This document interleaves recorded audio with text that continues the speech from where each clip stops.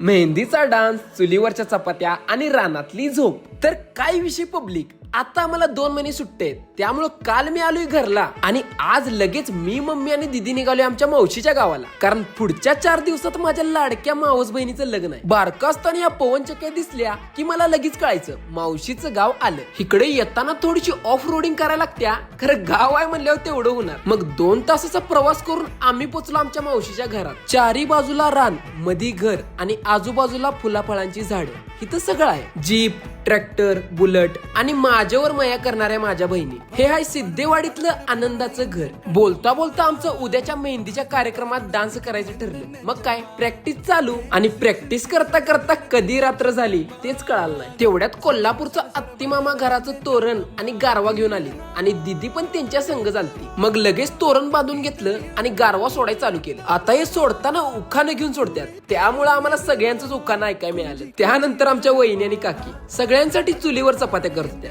ते पण आनंदात. हीच आपुलकीची चव मला पुण्यात मिळत नाही, त्यामुळे मी जेवण शिल्लक ठेवत नाही. जेवण झाल्यावर थोड्या वेळ मज्जा मस्ती करून आम्ही लागलो झोपायच्या नियोजनाला. आणि आम्ही झोपायचं नियोजन केलं तर राहणार. जागा सफाई करून पहिला तर शेडनेट, त्यावर मग ताडपदरी आणि मग शेवटी त्यावर चटई. हाच तर लाईफ मधला निवांतपणा आहे. व्हिडिओ आवडला असेल तर व्हिडिओ लाईक करा, शेअर करा, कमेंट करा आणि तुमच्या भावाला फॉलो करा. चला आत्ता काय निवांतच.